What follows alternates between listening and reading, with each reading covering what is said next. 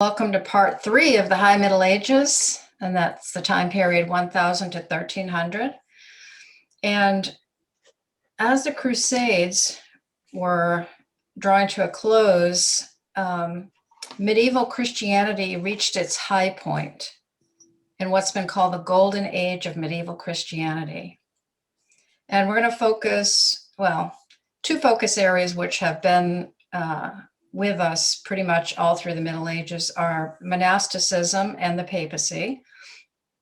But we're also going to look tonight at the intellectual environment of this 100-year period. We're going to look at the expression of medieval religious life in architecture. And we're going to wrap up this time period with what I think is an interesting look at the sacrament of marriage and also the role of women in the medieval church. So as the High Middle Ages progressed, we see the growth of cities. And this involved a movement of population from rural areas in the process of urbanization. This is something new starting here for Western Europe. And it became difficult at this time for the traditional rural parish ministry to meet the needs of all these people who were flocking to the towns, because the churches were in rural areas and villages. So monasticism began to take on a new shape to respond to the needs of a population that was on the move. And this new type of monasticism, they were called the mendicant monks, and mendicant means those who live by begging. Now, one of the things that happened when people started moving into the cities is they started using money. They started using money instead of bartering, and a merchant middle class started to develop. Prior to that, you pretty much had wealthy landowners and peasant serfs and the clergy. Mendicant monks. Mendicant. So now we're getting a new middle class. But what's happening is there's this growing chasm between the rich and the poor in the cities that's growing. So there are a lot of poor people in the city. And the mendicant monks were monks who really were out there to minister to the poor in the cities. They didn't live in monasteries. They lived in complete poverty out in the world in solidarity with those who were poor. And the two most famous or well-known types of mendicant monks were the Franciscans, who were started by St. Francis. We're going to talk about him tonight. And the Dominicans, started by a man named Dominic. And they were both devoted to poverty, living a life of poverty out in the world, not in monasteries. But the Franciscans were very focused on poverty as an end in itself, whereas the Dominicans really were dedicated to poverty, but they were very focused also on learning and studying and teaching. But both of these kinds and some other kind of mendicant monks that developed, they had this lifestyle of poverty and traveling and living in these urban areas for preaching and evangelism and ministry, especially to the poor. Now, remember, monks before this, they'd always cloistered themselves in a monastery. And those monasteries had been out in the rural areas. And as a case study tonight, as two case studies, I'd like to look at Francis, who started the Franciscan friars. And I also like to look at his female counterpart, whose name was Clare of Assisi. So let's start with Francis.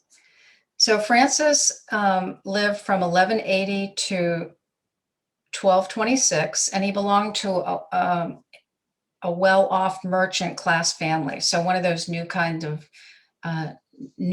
wealthy families. But as a young man, he had a profound conversion experience, and he determined to live in utter poverty. And he gave away everything that he had, and he got dressed in rags. And everything that his father gave him, he gave away. So his father locked him up in a cellar, and appealed to help from the authorities. And we're going to see this theme of families trying to interfere with young people's callings more than once tonight. So his father locked him in the cellar. And the bishop of Assisi, the city that they lived in, decided that if Francis wasn't going to use his family goods wisely, then he would have to give them up. So Francis gave up his inheritance. He returned the very clothes that he was wearing to his father. And he left naked to go live in the woods as a hermit. But in 1209, he heard a reading of Matthew 10, 7-10, where Jesus sends his disciples out to preach and tells them not to take any money with them. And Francis starts to see this opportunity, this possibility of joining poverty and preaching. And so in the bustle of the cities where people were preaching to them and helping the sick and the poor. And that's just what he did. And he began to have followers. And with the Pope's permission, he started a new order. We've talked about the Cluniac monks, and we've talked about the Cistercian monks. Well, now we have Francis's order, which he called the Order of the Lesser Brothers, or the Friars Minor. So Francis believed that he and his friars could be a prophetic witness to the world and get the world thinking something like, these friars give themselves completely to God and manage to live on so little. Maybe I don't need so many things in order to survive. Well, Francis revered the poor. He loved the poor, and he felt that they were given to him by God, and serving them wasn't some kind of dutiful sacrifice or service that he had to do. It brought him great joy. And besides the poor and the sick, he especially ministered to lepers. There's a great story here that he actually was very much afraid of lepers, afraid to be near them, but God overcame that, and he grew to love the lepers just along with everybody else who is sick and poor. So before Francis, people who wanted a higher spiritual life, they would cloister themselves. Like we've seen, they'd cloister themselves for a life of prayer and contemplation. For Francis, his followers were to live God-centered lives, but out in the world. And that was revolutionary at the time. And after Francis, many cloistered communities began moving out into the world with their ministry. And we take for granted in our time that if you're deeply committed to the gospel, you're going to go into the world and serve. And that assumption is due in a large part to Francis's ministry. We have him to thank for that beginning, that revolutionary way of doing ministry. And I'd like to say a few words about Francis's female counterpart, and her name was Clare of Assisi. They both lived in the same city. And Clare came from a noble family. So she came from the highest class of land-owning nobility, and there were knights in her family. And she was also beautiful. So she's beautiful and she's noble. So she has many suitors for marriage, but she refused all the marriage proposals that came her way because she had made a private vow of virginity. And she like Francis, she divested herself of her inheritance and gave all her money to the poor. And she and Francis knew each other, and he knew of her holy life, and he urged her to start a female order. So on the evening of Palm Sunday in 1212, she snuck out of the house and met up with Francis and his brothers, the friars. This is in the evening. And she put on the same drab clothes as them, and she had her hair cut. And they took her to a Benedictine monastery. women, even of this new type of religious life, women weren't allowed to be out on the streets and in the wild, so to speak, like the friars were. But her relatives banded together and they employed, and I just want to quote this, they employed violent force, poisonous advice, flattering promises, trying to persuade her to give up such a worthless deed that was unbecoming to her class. But taking hold of the altar cloths, she bared her tonsured head. Tonsured is cut hair. She bared her tonsured head, maintaining she would in no way be torn away from the service of Christ. Mm. And other women came to live and pray with Clare, and their life together was very austere. They ate food that the brothers, the friars, begged for them. They wore simple clothing, and they lived but from the work of their hands and fasted often. And they called themselves the poor ladies. And this order, religious orders still exist today. Even in the United States, there are some, and they call themselves the Poor Clares. So she joined, she started this type of life when she was about 18. And when she was 21, she reluctantly became the abbess, or the head of this group of religious women. But she never asked her sisters, even as the abbess, she never asked her sisters to do anything that she would not do herself. Her spirituality was profoundly influenced by the incarnation, by Jesus being born of a virgin, of being human. And she told her sisters, the women in her order, she said, quote, "As the glorious Virgin of Virgins carried Jesus materially, so you too, by following in his footsteps, especially those of poverty and humility, can without any doubt always carry him, Jesus, spiritually in your chaste and virginal body, holding him by whom all things are held together." She wrote a rule of life for the women in this order, and it was the first one written by a woman that received authority or approval, from the Pope. And she, during her tenacious 40 years ministry, Clare's order grew rapidly, and what started out with just one single house where she started it in Assisi, but by the time that she died, it had grown to 147 houses. So women were very desirous of this lifestyle. All right.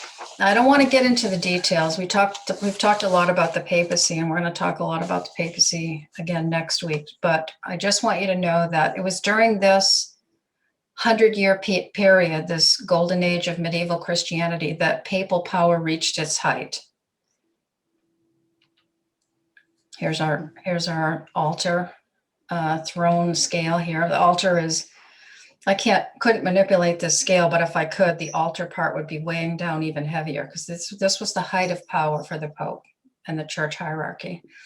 And in 1302, the Pope at the time made a decree called the Unum Sanctum, and I just want to read this to you to give you a sense of the power and authority that's being claimed here.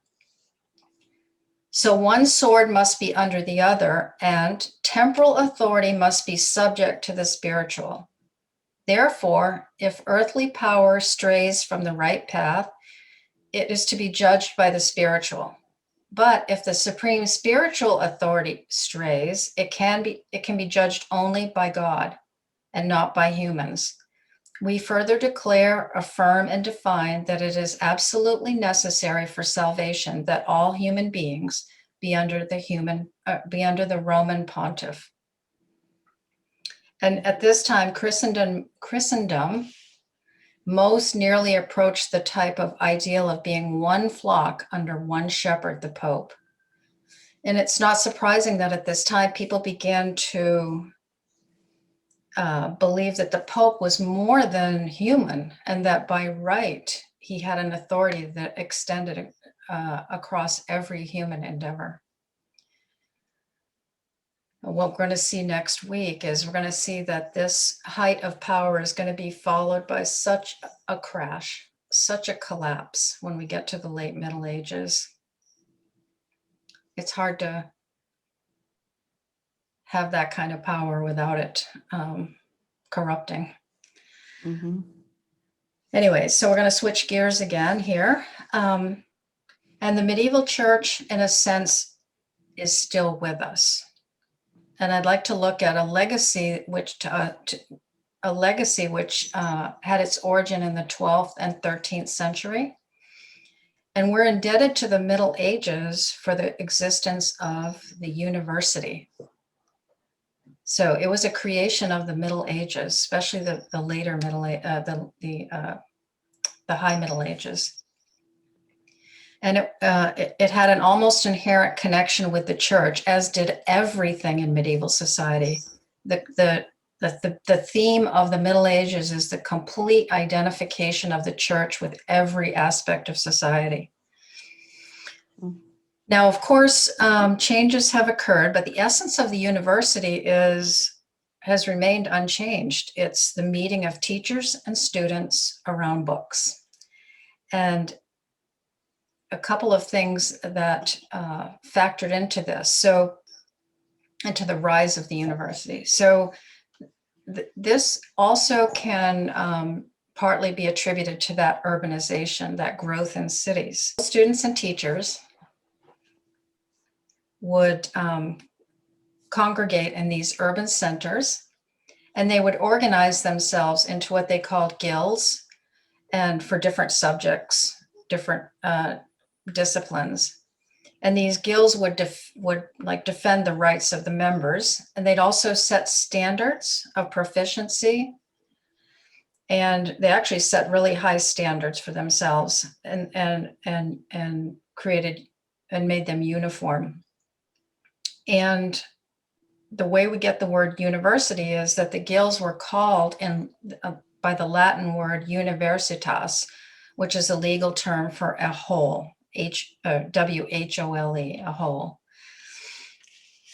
So we have these teachers who would come and set up a shop, so to speak, in a city, and they would advertise for students.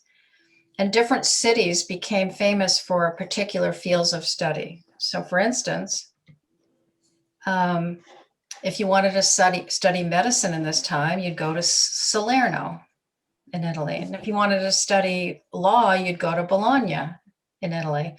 If you wanted to study theology, you would go to Paris or Oxford. And the University of Paris really was the epicenter of theological study and thought in Western Christianity and Western Christendom. And all the brightest theologians, brightest theological minds would go to the University of Paris. And we're going to look at one man who went there, Thomas Aquinas, who was probably the most brilliant theological mind of the High Middle Ages, and his impact, we still feel it today. So he learned at the University of Paris. By 1250, so getting 50 years from the end of the High Middle Ages, Paris had 7,000 students, and Oxford had 2,000 students. It was a smaller city. And by 1500, just prior to the Reformation, so a couple hundred years after, there were 81 universities across Western Europe. They were everywhere. This was just this huge growth in education. So again, students and teachers would go to these cities, and when the student would travel to a city, he'd find some place to live, And then he would attempt to hire a master or a teacher to teach him either one-on-one or in a group, a small group.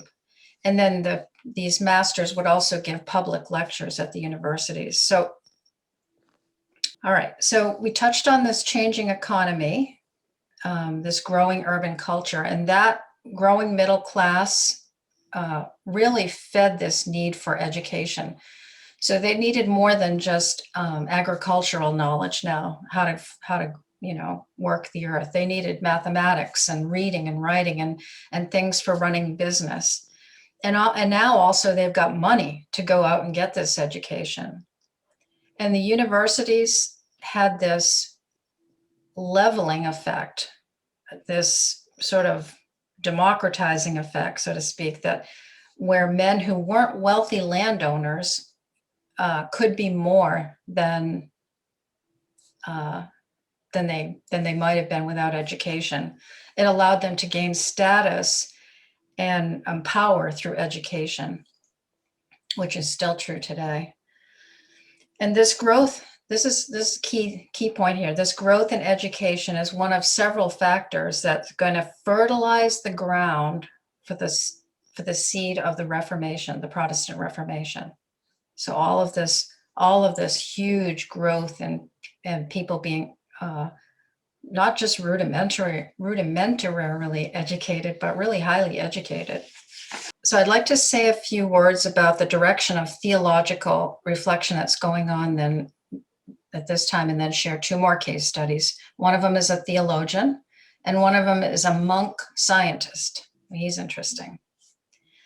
So this guy's not my case study, but I want to mention Anselm because he started a way of thinking about theology or religious topics in a new way. So he wanted to apply reason to questions of faith.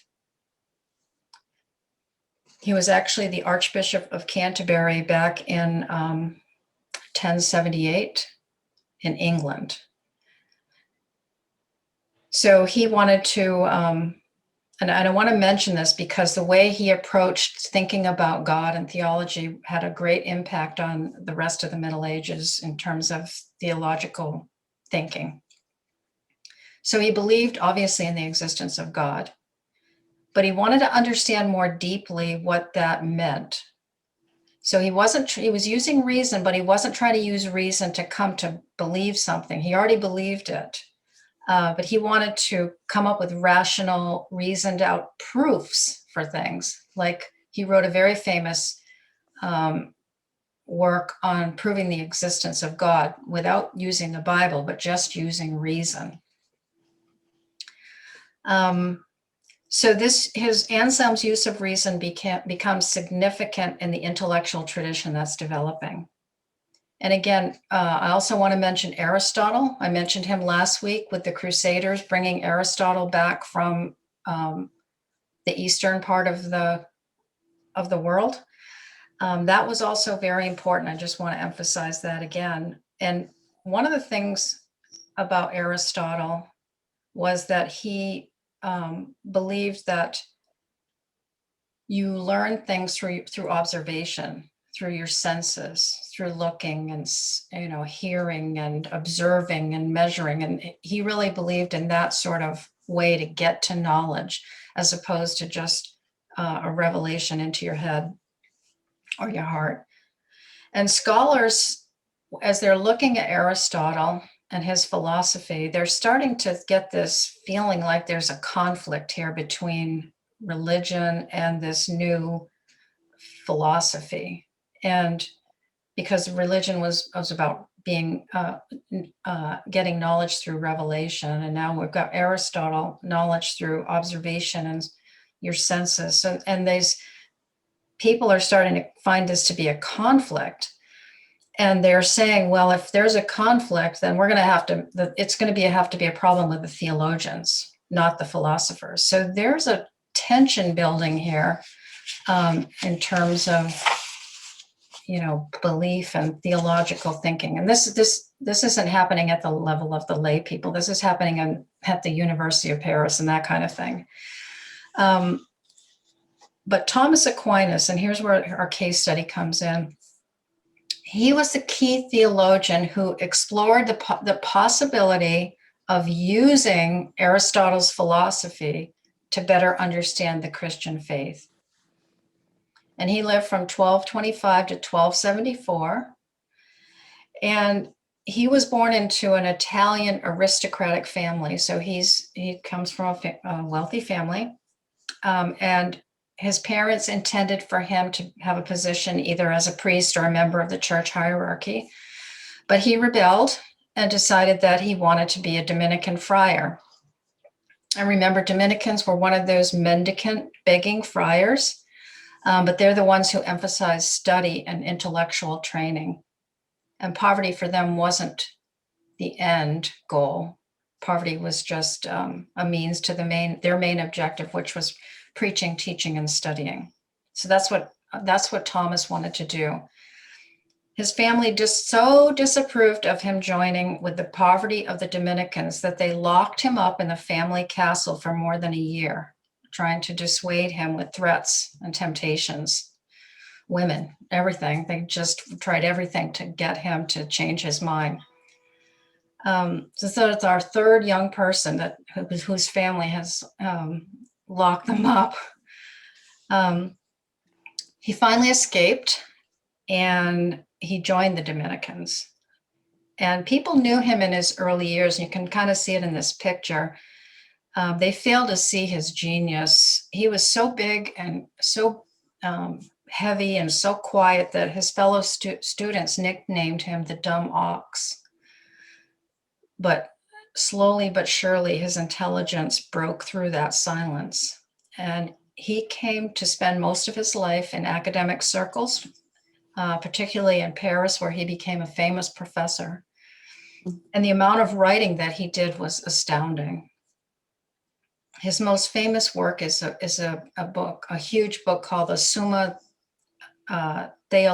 Theologica, which is like the summary of theology. He was going to write the whole thing down, his huge book. He died in 1274 when he was barely 50 years old. But sometime before he died, he started having these series of mystical experiences, and he started to write less and less. And Aquinas told one of his friends, according to his friend, after a mass one day, he told his friend, "I can write no more. I have seen things that make all my writings look like straw." I think that's interesting.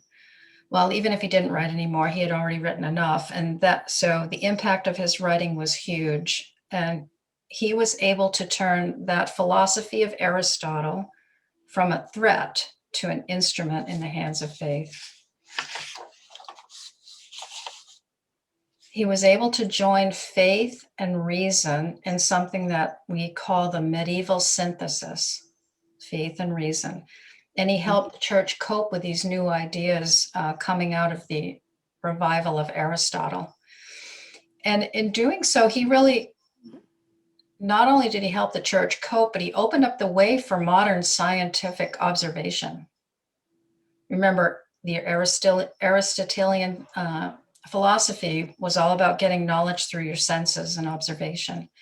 And what Aquinas did really eventually led to the scientific methods. We might even say it was Thomas who opened up the way for Western modernization. I want to talk about the monk scientist. All right, so this is Roger Bacon. He lived 1219 to 1292, and he lived in England. And he'd been a teacher, a master teacher and a writer of philosophy at universities, at both Oxford and Paris. But at a certain point, he stopped doing that and he became a Franciscan monk. He believed that he understood the way to combat the problems of his age. And he happened to be friends with the current Pope at the time. And he told him, he said, I know how to address these problems. And so the Pope said, right, well, okay, well, write it up. And so now Roger had to scramble because it was all in his head, but he wrote it up.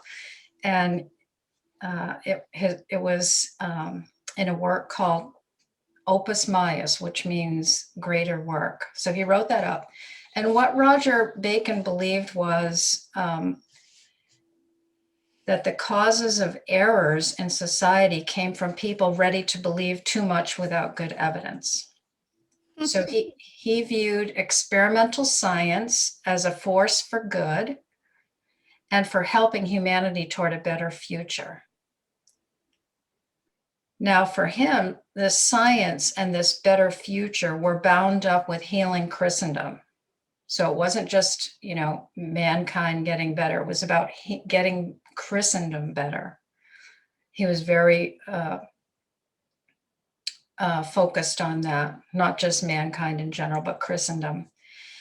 And he wanted to counter unbelief with better proofs of faith. And he really focused more than any other medieval intellectual on mathematics, at least up to this point, on mathematics and disciplines that used mathematics like optics and perspective and cartography and astronomy, those kinds of things. And we really see Roger Bacon, this is back in the 1200s, we see him making really modern assumptions that we recognize, that science and technology address our deepest problems and progress history forward. And this assumption that we first kind of hear about with Roger Bacon has underwritten some of the most ambitious human endeavors that we've done, like space exploration, positive things, but also negative things like eugenics, that eugenics is a science of arranging reproduction or having people mate with who have qualities that you want to increase in the gene pool, and not having people or allowing people to mate who have qualities that you want out of the gene pool. That's eugenics. And both the glorious space exploration and dark eugenics both are built on this same assumption that Roger Bacon had. But his concern was for the future of Christendom, of the Christian society. And he probably would be shocked if he found out he was sharing the same ground as space explorers and eugenicists. But you don't hear too much about Roger Bacon, but I think he's a fascinating character. All right. We talked about one of the great legacies of the Christian High Middle Ages being the university. I want to look briefly at another legacy of the High Middle Ages, and that's the cathedral. I don't have anything noteworthy or new to add about worship. The structure of the Mass has been pretty much set for a long time, and unchanged. The words, the structure, everything. But what was the only thing that was really changing was the surroundings and the splendor in which the Mass was being conducted. So there were churches, like I've mentioned before, there were churches in all the little villages and settlements. But with the growth of cities, again, cities coming into a lot of this, cities, we see the development of cathedrals. And priests would be the spiritual leaders in the village churches. But in these cities, in these cathedrals, the bishop, the higher up person, would be the spiritual leader. And the word cathedra actually means seat of the bishop. So church architecture progressed from up here in the top left. This is in the form of a Roman basilica, which we saw early on in the early church. Constantine donated a bunch of these basilicas to the church. And that progressed into something called Romanesque, which means Roman-like. And this is down here on the bottom left. These were structures that had stone roofs, and they had semicircular arches, and they needed to have very thick walls with little windows to be able to support the weight and the height of the structure. So small windows. kind of heavy looking. But starting in the middle of the 12th century, in the middle of the 1100s, we see Gothic architecture, this big picture here on the right.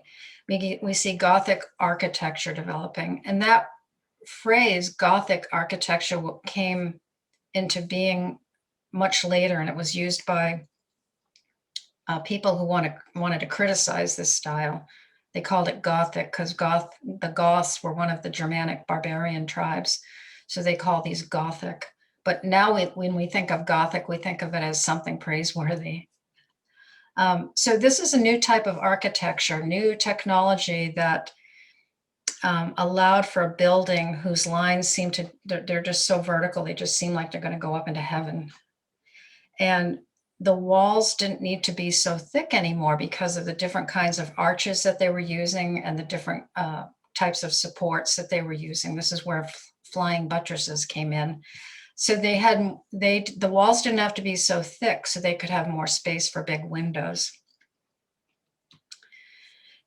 And we see at this point, we see the addition of magnificent stained glass windows in these cathedrals. These these buildings, even now, if you look at them and go see them, they're just awe-inspiring. It took hundreds of workers and craftsmen to construct a cathedral by hand. And on average, it took 50 to 100 years to build a cathedral. And sometimes, in many cases, it took over 200 years from the beginning to the completion of a cathedral. If you were working on it in the beginning, you wouldn't see it done. Several years ago, I read a historical novel by Ken Follett called named The Pillars of the Earth. I don't know if anybody has maybe seen the miniseries or read that book, but he tells a story. It's fictionalized, but it's about the construction of a cathedral in England. And he covers the periods 1123 to 1174, so about a 50-year period, and of this cathedral. It's pretty fascinating. And I read that after Notre Dame burned, and that was a cathedral, after it burned, he had wrote another historical novel, and he was dedicating all the proceeds from that to fix up a cathedral, not Notre Dame, but to fix up another cathedral in France, which I thought was kind of cool. Okay, let's close out these 3 weeks in the High Middle Ages with a brief look at marriage and sexuality. So marriage had become a sacrament of the church by the end of the early Middle Ages. And in the Middle Ages, the marriages always took place outside the door of the church. And there was kind of a teaching purpose to this, so about the order of things. So you get married outside, and then remember when you walked into a medieval church, the first thing that you saw was the baptismal font. So first there's a sacrament of marriage, and then when there's a baby, then there's from the marriage, then there's the sacrament of baptism. So outside the door of the church. And one thing I don't think I explained this before, but in terms of the sacraments, what was understood and what is still understood in Roman Catholicism and in the Eastern Orthodox is the sacrament is a means of grace. So it's a physical action that enables or that brings about the grace of God in some way. So baptism is this physical action, and in it, the grace of God to remove original sin happens. And confession is this physical act of confessing your sins, and it brings about the grace of God for forgiveness. So marriage was understood as also a grace, but it was understood as a prevenient grace, meaning a grace that came before. It's grace, but it's a grace that comes before something. And the something that it comes before is the ultimate grace of union with Christ. So the marriage was supposed to point you from now to then, to the future, to that ultimate consummation of union with Christ. And just like that, just like the marriage, celibacy in the monastic life, you were considered to be in a marriage with Christ. And again, that would also be pointing you to some future, to some ultimate union with Christ. So both of these lifestyles, marriage and the monastic celibate life, neither of them were, the end wasn't marriage and the end wasn't celibacy. They were just means of pointing you to the ultimate grace of union with Christ. Now, both of these lifestyles, marriage and celibacy, were honored. Both of them were means of grace during the Middle Ages. Protestant culture over several centuries is going to make marriage an end in itself. And it's going to abolish the celibacy choice. And we'll talk some more about that when we talk about the impacts of the Reformation when we get to part 2. But I wanted to just say a little bit about sacrament and the sacrament of marriage, and also celibacy. So I want to actually talk some more about celibacy, but first, one more thing about marriage. One very important concept that came out of the making marriage a sacrament was before it was a sacrament, the consent of a woman wasn't required for a binding marriage. Marriage has been a project for the production of heirs, for the alliance of families, or kinship groups, for consolidating political ties, just in various ways moving the interests of the family forward. And girls were married at young ages, often to men much older than them. Sometimes young children were married to each other before they even reached puberty. So sexuality was only a very small part of how marriage was being imagined back then. But this sacrament is making it a sacrament, is reframing marriage, and in that case, the consent of the woman is needed. And we can think about all of that involves in terms of understanding their understanding of another person's body, their respect for a woman's body, this idea of mutuality of male and female in the marriage ceremony. And in the culture, when this was made a sacrament, it was back in the early Middle Ages. I just didn't get to talk about it back then. But in the early Middle Ages / Dark Ages was when we had the Vikings and we had the Germanic tribes and all that were being Christianized. In that rapine imagination of those cultures, the idea of consent is a revolutionary idea, and it changes the culture, and it changes how human beings are understood. And it's interesting and maddening that feminist history books, when they look at this really precious idea of woman's consent, which is important rightly to them, they totally leave out, or they detach this idea of consent from any mention of the Christian faith. But it's Christianization that brings in this whole idea of consent, that this idea of somebody's body having autonomy and of honoring it. And one last thing about the 11th century marriage ceremony, there's no mention of procreation back then. And they're beginning to use words of mutual companionship, and reframing the way people understand the meaning of sex in a marriage. It's more than just simply for the procreation or production of heirs. So that's marriage and all the good stuff about marriage. I want to talk about celibacy because it's an important part of this story back then. So a couple of weeks ago, we talked about all the revivals and reform that happened in monasticism and in the clergy, and how they all went back to the rule of Benedict, and how celibacy was an important part of the rule of Benedict. And so we had this revival back then, a couple hundred years back, but now it's gotten lax again. And reformers are shining their light on the sexual immorality in the church and really starting to undergird again the importance of clerical celibacy. And they said that clerical celibacy was the litmus test of their sincerity. And they're using language, calling the clerics back to their first love. They're using language of first love, and that they had lost their first love for Christ. And one of the outcomes, they said, was of losing that first love for Christ was sexual compromise.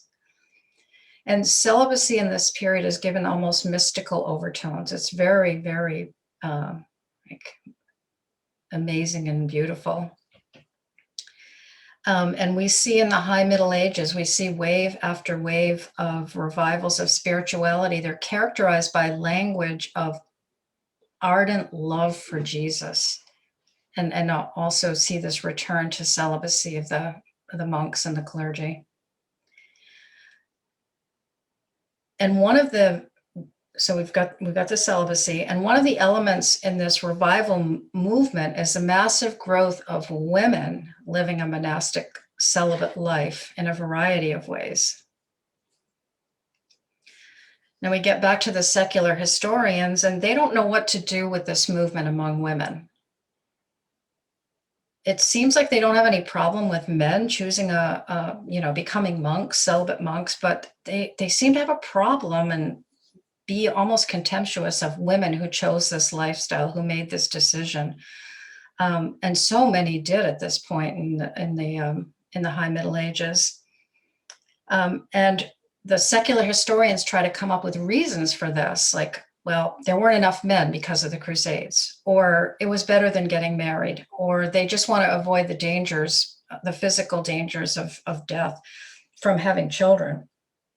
Dying during childbirth was very common. And maybe some of all of those things were true to a certain extent, but these secular historians just are trying to come up with ways to explain something that's inexplicable to them, really. It's inexplicable to somebody who's not in love with Jesus, that somebody would desire God so much that they would want to live a life of prayer and decide to make vows of celibacy and poverty and obedience. It challenges me. It challenges me what these women did and the devotion that they had for Jesus. And I want to just wrap up tonight about the women with a few words about the variety of ways that Christian women found to live in a holy life in the Middle Ages. So up here on the top right, these are nuns, recognizable. They call themselves brides of Christ, and they lived in community under some sort of monastic rule with the vows of celibacy, poverty, and obedience. Recognizable. I don't have a picture of this, but another thing that women did was become female hermits, a hermitess. And they didn't want to live in a communal life under some sort of a monastic rule. So they went out. They would rather live in the difficulty of the solitary life out in the wilderness. And it reminded me of Mary of Egypt, who had that kind of hermit life in the desert. But I read that, interestingly, around the middle of the 13th century, a lot of Western Europe was deforested, a lot of trees cut down because of growing cities and such. And so there's just less place to hide out, but also with these growth of cities, these new ways of living a devoted religious life started to open up for women. And one of them down here in the bottom left, these are called beguines. And these were women who were, they're religious women, and they took temporary vows. Usually they took temporary vows of celibacy and of simplicity of life and some sort of identifying clothing. And they lived in the cities. They weren't bound to any order. They might live with their family, or they might live with a group of other women who had the same values, but they worked in the cities, answering the needs of the displaced and the poor and the sick. So those are the beguines. And they could also, the vows were temporary, so that if later they decided they wanted to get married and do something else, that was perfectly fine. Whereas nuns, their vows were for life. And then one last thing, one other major vocation that existed in the cities was something called an anchoress. And this was a woman who wanted to live a solitary life. She wasn't, you know, she wasn't a nun or a member of some sort of order, but she wanted to live a solitary religious life of prayer and contemplation. And she made a vow never to leave her cell. And she was literally enclosed in a room or a little house attached to a church. And men did this too, and they were called anchorites. So anchoress and anchorites. And they lived this life of total withdrawal and asceticism, but they were right in the middle of a city.